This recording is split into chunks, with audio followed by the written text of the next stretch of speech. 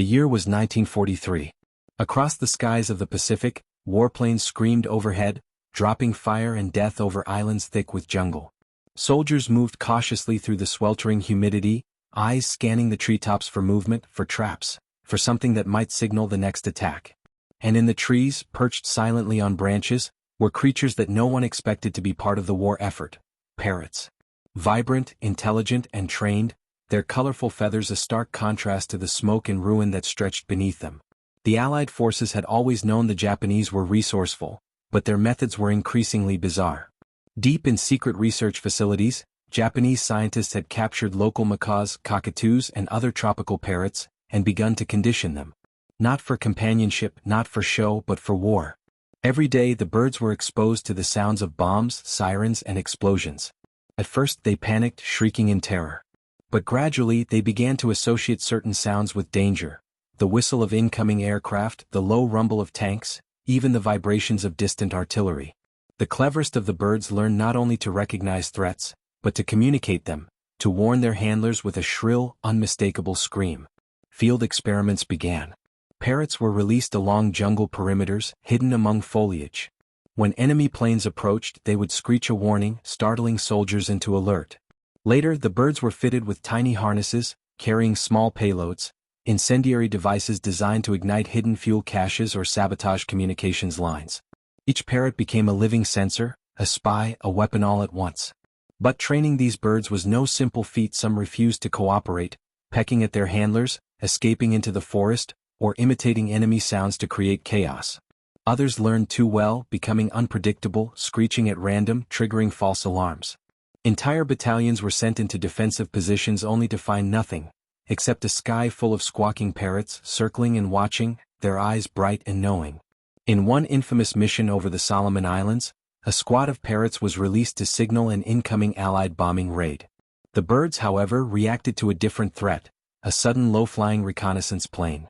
Their screams pierced the jungle, and Japanese soldiers, confused and panicked, mistook the harmless plane for an attack.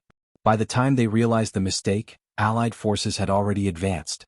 The parrots had done their job. Chaos was sown. The most successful birds were deployed near airfields, train tracks, and supply depots. Some could mimic engine noises, sirens, even the shouts of Japanese soldiers. Villagers later reported hearing strange echoes in the treetops, voices calling commands, alarms sounding in empty forests. No one could explain it. When the war ended, few records remained. The Japanese Imperial Army tried to destroy the evidence of their experiments. Manuals, photographs, and training logs were burned or buried. But veterans who survived would tell the stories in hushed tones. Of parrots that knew the enemy was coming before anyone else, of birds that perched silently, watching, learning, waiting. Some say a few of these war parrots survived the bombing raids, the jungle, and the chaos of retreat. They returned to the wild, but the skills they had learned never faded. Villagers in the islands decades later claimed to hear them shrieking with uncanny urgency during storms, as if warning of invisible threats, echoing the screams they once gave to alert an army.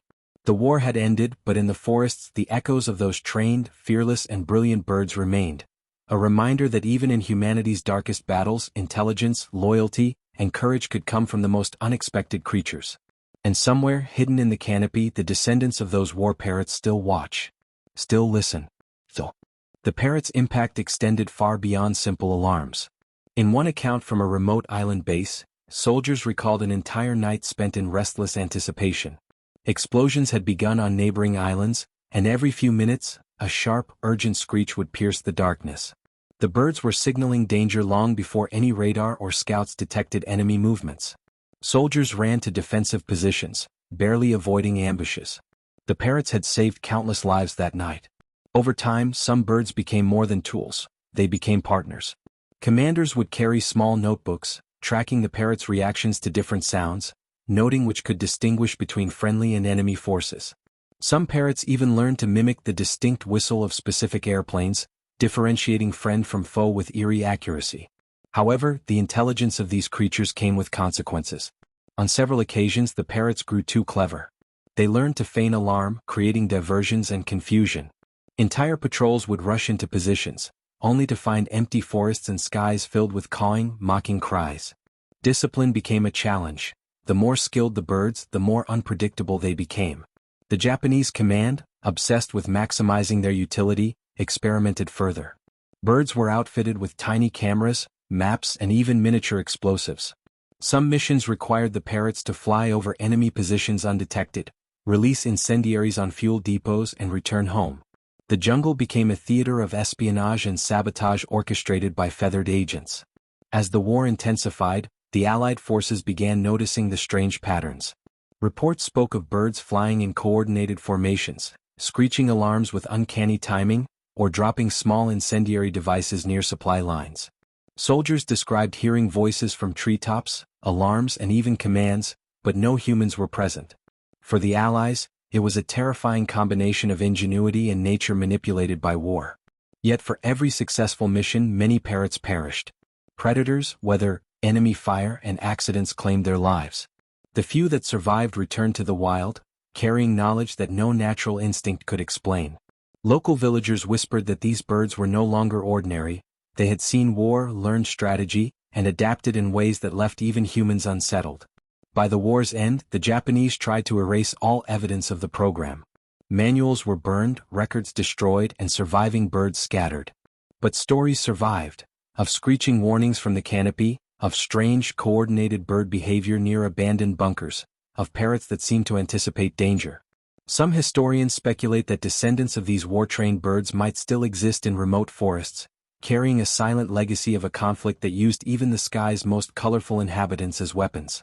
The legend of the war parrots remains one of history's most peculiar tales, a blend of intelligence, loyalty, and survival in the midst of human chaos. Even decades later, when a sudden screech pierces the forest air, it reminds those who hear it that war leaves traces in every corner of the world, sometimes in places we least expect, and sometimes in creatures we never imagined. The story of the war parrots didn't end with the surrender of Japan. Some of the birds had been released into the wild, either intentionally or during the chaos of retreat, but their training left marks that no jungle could erase.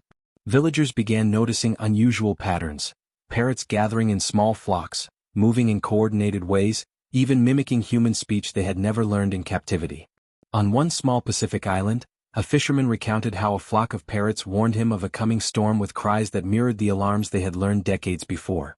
Others described seeing them dive from the treetops in precise, synchronized formations, carrying small objects, seeds, twigs, and occasionally remnants of human artifacts from the war.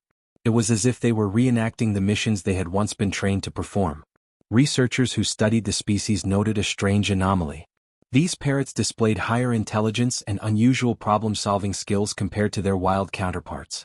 They could imitate not just human voices but complex patterns of sound, whistles, alarms, even sequences of mechanical noises. It was as if fragments of wartime training had survived genetically or culturally, passed down through generations of birds. There were rumors, too, whispered in military circles. During the 1960s, American soldiers stationed in former Pacific battlegrounds reported seeing flocks behaving unusually near old bunkers and abandoned airstrips. Some claimed the parrots would screech alarms when troops approached, as if guarding invisible secrets, responding to dangers they could not have naturally known. Over time, the legend grew. Books and documentaries surfaced, piecing together fragments of official records, survivor testimonies, and eyewitness accounts. These birds were not just animals. They had become symbols of war's reach into the natural world. Intelligence, strategy, and fear, traits once thought uniquely human, had been taught, endured, and somehow survived in the canopy of the Pacific jungles. By the 1980s, biologists tried to track the remaining descendants. Many had interbred with local populations, but occasional flocks displayed behaviors that seemed trained, purposeful, almost deliberate. Their cries, now part of the jungle's rhythm, carried the echoes of a secret war, one the world had long forgotten. Even today, if you venture into the dense forests of the Solomon Islands, Bismarck Archipelago, or parts of New Guinea, local guides will warn you, listen to the parrots' cries. Some flocks seem to act as sentinels, screaming warnings at unseen threats, flying in strange, coordinated formations. For those who know the history, it's a chilling reminder that war leaves scars not just on humans but on the world around them, and sometimes, on the creatures we least expect. The war parrots had survived. Their legacy was not just in memory or myth, it was alive, screaming through the treetops, a living testament to ingenuity, fear, and survival. And perhaps, in the eerie quiet of the jungle, they are still watching, still learning, still remembering the days when war demanded even the skies themselves to become a battlefield.